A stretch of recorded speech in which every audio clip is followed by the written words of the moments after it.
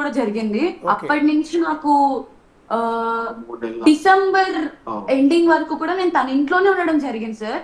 Okay. So ఈ time period లో మొత్తం నాకు అలవాటు చేపించింది అండ్ నేను ఎడిక్ట్ అయ్యాను. దాని తర్వాత నేను కొద్ది రోజులకి మానేశాను సార్. ఒక 2 months నేను మానేశాను. నా సొంతంగా ఏ రీహాబ్ ఏది లేకుండా నేను నా మీద స్ట్రాంగ్ డిసిషన్ తీసుకొని నేను వద్దు ఇది తప్పు నన్ను ఇలా చేసింది తనని చెప్పి నేను నా సెల్ఫ్ స్టాప్ చేశాను సార్. స్టాప్ చేశాక నాకు విత్డ్రాల్స్ రావడం ఇలాంటి ఇవి రావడం వల్ల నేను అడిక్ట్ అయిపోయాను కాబట్టి నేను మళ్ళీ తీసుకోవడం జరిగింది.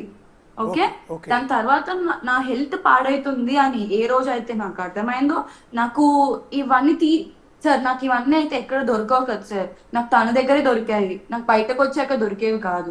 అండ్ నేను ఎప్పుడు అలా ట్రై కూడా చేయలేదు. సో తిని దగ్గరికి వెళ్ళాలి మళ్ళీ కావాలంటే.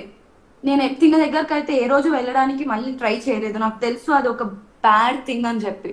సో నేను చాలా మంది అమ్మాయిలు ప్రీతికి మెసేజ్ చేయడం జరిగింది. అదే టైంలో ప్రీతి నువ్వు మళ్ళీ అక్కడికి వెళ్ళాకు, అదొక నరకం. చెర్రీ మెసేజ్ చేశాను సార్, ప్లీజ్ డోంట్ గో. నేను వాళ్ళ ఇంట్లో నుంచి బయటకు వచ్చేసాను Preethi, please don't go back to that hell అని చెర్రీ నాకు మెసేజ్ చేసింది. అది విత్ డేట్ టైంతో సహా నా దగ్గర చెర్రీ మెసేజ్ చేసిన వాట్సాప్ చాట్ కూడా ఉంది నా దగ్గర. అవును సార్. అండ్ నేను ఇంకా చెర్రీ కూడా వి బోత్ సర్చ్ సార్ అసలు ఈ సబ్స్టెన్సెస్ ఏంటి అని చెప్పి మేమిద్దరం సర్చ్ చేసాము. ఆ షేరింగ్ కూడా చెర్రీ నాకు వాట్సాప్ లో కూడా షేర్ చేసింది. ఈ సబ్స్టెన్సెస్ అసలు ఎలా పనిచేస్తాయని మేము సర్చ్ కూడా చేసాము. తను తీసుకున్నది ఏంటో తనకు తెలియకపోయేసరికి తను ఇంకొక అమ్మాయితో షేర్ చేసుకోవడం జరిగిన చర్య అమ్మాయితో తను ఇది ఇలా ఉంటుంది, దీనివల్ల ఇది జరుగుతుంది అని చెప్పి తను ఒక మెసేజ్ పంపించింది సార్ వాట్సాప్లో. దాని కింద తిను బయటకు వచ్చేసిన తర్వాత మళ్ళీ వెళ్ళకు ప్రీతి అక్కడికి అని చెప్పి టైం లైన్తో డేట్తో సహా ఉన్నాయి సార్. ఇప్పుడు మీరు డ్రగ్స్ అన్ని కొనుక్కునేవాళ్ళు అండి, డబ్బులు ఇచ్చి లేకపోతే ఫ్రీగానే ఇచ్చేదా? సార్ ఫ్రీగానే ఇచ్చింది సార్, ఫ్రీగానే ఇచ్చింది. అండ్ సార్ తిను ఎలా చేసేదంటే సార్ సాయి వాళ్ళ ఇంట్లో ఉన్నప్పుడు సార్ తిన ఫ్రెండ్ ఒక పర్సన్ ని పిలిచింది సార్ ఆ రోజు ఇంటికి. పిలిచి నన్ను తన ఫ్రెండ్ తో కూర్చోపెట్టేసి తిని వెళ్ళి రూమ్ లో లాక్ వేసుకుంటుంది సార్ సాయితో కలిసి వెళ్ళి. నాకు కోపం వచ్చింది, నన్ను ఎందుకు ఈ అబ్బాయితో నువ్వు వదిలేసి వెళ్ళిపోతున్నావు అని చెప్పి నేను వెళ్ళి డోర్ కొట్టాను. డోర్ కొడితే అప్పుడు సాయి కూడా తిట్టాడు తనని, ఏమని నువ్వు అసలు అమ్మాయిని ఎందుకు అబ్బాయితో వదిలేస్తున్నావు, వాడు చూడడానికి ఒక చిల్లర గాడిలాగా ఉన్నావు, ఫస్ట్ వాడిని ఇంట్లో నుంచి పంపించేసే నువ్వు. పట్టుకొచ్చిందండి సార్, పట్టుకొచ్చి అక్కడ కూర్చోబెట్టి వాళ్ళిద్దరూ ఒకటే రూమ్ లోకి వెళ్ళడం జరిగింది. అప్పుడు ఆ అబ్బాయిని ప్రీతి దగ్గర వదిలేయడం జరిగింది. మరి తన ఇంటెన్షన్స్ ఏంటో తన ఇంట్యూషన్స్ ఏంటో నాకు తెలియదు. ఈ విషయం నాకు మొన్ననే షేర్ చేసుకుంటాను ప్రీతి. అండ్ సాయి కూడా షేర్ చేసుకున్నాడు సార్. మస్తాన్ సాయి కూడా నాకు చెప్పడం జరిగింది మొన్ననే. ఇప్పుడు మీలాగా ఎంతమంది ఆడపిల్లలు అట్లా ఆవిడ చేతిలో ఈ డ్రగ్స్కు బానిసలు అయి ఉంటారమ్మా? ఆడపిల్లలు మగవాళ్ళు చాలా మంది ఉన్నారు సార్. అదే మొత్తం మీద ఎంతమంది ఉంటారు ప్రీతి గారు? సార్ నేను చూసినప్పుడైతే నేను 1 year తర్వాత మళ్ళీ తనతో ఎప్పుడు కాంటాక్ట్ లోకి వెళ్ళలేదు సార్. నాకు తెలిసిన వరకు ఏంటంటే తర్వాత తిను నాలాగే చాలా మంది అమ్మాయిలను తీసుకొచ్చి తనతో పాటు ఇంట్లో ఇలా పెట్టుకుందని చెప్పి నాకు తెలిసింది సార్. ఓకే, అంటే ఏంటి ఆనందం ఇప్పుడు మీలాంటి అమ్మాయిలను తీసుకొచ్చి డ్రగ్స్కి అడిక్ట్ చేసి ఆవిడ ఇంట్లోనే పెట్టుకుని వచ్చి ఫ్రీగా డ్రగ్స్ ఇచ్చి ఇలా చేయటం వల్ల ఏంటి ఆవిడకి ఆనందం? నేను అనేది అది. She's psychopath sir. తనకి ఎప్పుడు 24/7 ఎవరో ఒకరు తనతో పక్కన ఉండాలి, వాళ్ళకి తనకి ఇష్టం వచ్చినప్పుడు వాళ్ళని ఇష్టం వచ్చినట్టు బిహేవ్ చేసిద్ది సార్ వాళ్ళతో. బూతులు తిట్టడం, మీతో ఎలా ఉండేదండి బిహేవియర్? మీతో ఎలా ఉండేది ప్రీతి గారు బిహేవియర్ ఆవిడది? వాయిస్ వినిపించలేదు. మీతో బిహేవియర్ ఎలా ఉండేదండి? మీతో ఎలా బిహేవ్ చేసేవాళ్ళు ఆవిడ? మీతో ఎలా బిహేవ్ చేసేవారు? సార్ నేను నార్మల్ గా తను ఒక రోజు సార్ మిడ్-నైట్ ఫుల్ మంత్ ఆగేసి మనం బయటికి వెళ్ళి కొనుక్కొని వచ్చుకుందాం దా డ్రగ్స్ అని పిలిచింది సార్. నేను చెర్రీ ఉన్నాం సార్ ఆ రోజు. నేనేమన్నానంటే ఇట్ ఈస్ నాట్ కరెక్ట్ అక్క, నువ్వు తాగేసి ఉన్నావు, కార్ ఎలా నడిపిస్తావు అంటే ఒక బూత్ తిట్టింది సార్. ఓకే, మా అమ్మ కూడా నన్ను ఇప్పటి వరకు అలాంటి బూతులు తిడితే కూడా నేను ఊరుకోను. తను నన్ను తిట్టి నువ్వేమన్నా నాకు మందు కొని తెచ్చి పెడుతున్నావా అని. ఓహో నువ్వు జస్ట్ మందు గ్లాస్ తీసుకొచ్చి మందు నాకు గ్లాస్ లో పోషిస్తున్నావు అని చెప్పా ఇదంతా అంటున్నావు నన్ను. ఏ చెర్రీ, నేను ఎలా కార్ నడిపిస్తానో నీకు తెలీదా నీకు అంటే, అలా కాదక్క, నువ్వు సేఫ్ గానే నడిపిస్తావు. See, it is not about నువ్వు సేఫ్ గా నడిపిస్తావు, అది కాదు ఇక్కడ, డ్రంక్ అండ్ డ్రైవ్ ఉండిద్దక్క అని చెప్తే కూడా ఒక point. నాతో ఆ రోజు రాత్రి అంతా గొడవ పడింది సార్. ప్రీతి ఎక్కడికి వెళ్ళి కొనుక్కొచ్చుకునేది డ్రగ్స్? ఈవిడికి డ్రగ్స్ అసలు ఎక్కడి నుంచి సప్లై అయ్యేదండి? సార్ యునీత్ రెడ్డి చింటూ తినని అడిగేది, అతను ఇచ్చేవాడు. చింటూ అంటే వరలక్ష్మి. వరలక్ష్మిలో A5, బట్ సెకండ్ కేసులో A1. ఇంకొకళ్ళు ఎవరండి? ఇంకొకళ్ళు ఎవరు? Chintu is season drug. Chintu Nith Reddy తన పేరు. రెండు అతని పేరు, అంటే చింటూ అనేది రెండు అతని పేరే సార్. ఓకే, అతను వీడికి డ్రగ్స్ సప్లై చేసేవాడు. తిని అడిగినప్పుడల్లా ఇచ్చేవాడు సార్. తిని నాకు ఏం చెప్పేదంటే, చింటూ నా ఫ్రెండ్, చింటూ నేను ఏం అడిగినా నాకు తెచ్చిస్తాడు, చింటూ అది చింటూ ఇది అని నాకు చెప్పేది సార్ చింటూ గురించి.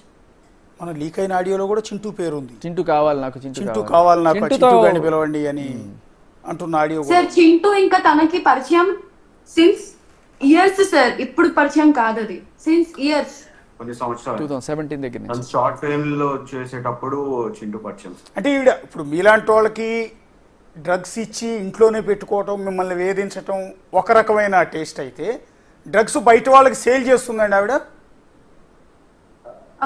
బయట వాళ్ళకి సేల్ చేయడం అయితే నేను ఎప్పుడూ చూడలేదు సార్. అంటే నాకు తెలిసిన అంతవరకు ఏంటంటే సార్, తిను నన్ను ఒకసారి గోవాకి వెళ్దాము అని చెప్పి నా ఆధార్ కార్డ్ తీసుకోవడం జరిగింది సార్. తిను ఎందుకండి?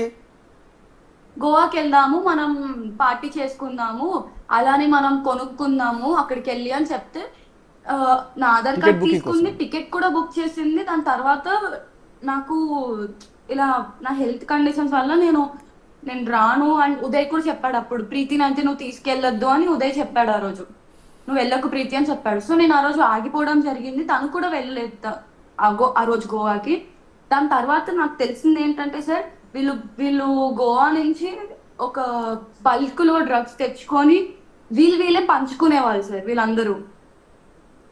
ఓకే, కానీ ఆవిడ డ్రగ్స్ అమ్ముతోంది అని డ్రగ్ పెడ్లర్ కింద ఆవిడ అరెస్ట్ చేశారు కదండి, 3 నెలలేమో. సార్ పెడలింగ్ డెఫినేషన్ అంటే అమ్మడమే కాదు, వేరే వాళ్ళకి ఇవ్వడం కూడా. ఓకే, ఇప్పుడు ప్రీతి గారు, మీరు దాని నుంచి బయటకు వచ్చారు, ఆ దరిద్రం నుంచి, ఆ నరకం నుంచి బయటకు వచ్చారు. మీలాగా ఎంతోమంది అమ్మాయిలు, ఎంతోమంది అబ్బాయిలు ఇట్లా డ్రగ్స్ బారిన పడి జీవితాలు నాశనం చేసుకుంటూ ఉన్నారు. ప్రభుత్వాలకి ఇది ఒక తలనొప్పి అయిపోతుంది. సో వీళ్ళందరికీ ఏం చెప్తారు మీరు? సార్ నేను ఒకటే చెప్తాను సార్, మనం ఏది చేసినా దానికి ఎఫెక్ట్ ఉంటుంది. సో మనం చేస్తున్న దానికి మన బాడీలో ఖచ్చితంగా అది ఎఫెక్ట్ అవుతుంది, అది ఒక్కటి తెలుసుకోండి.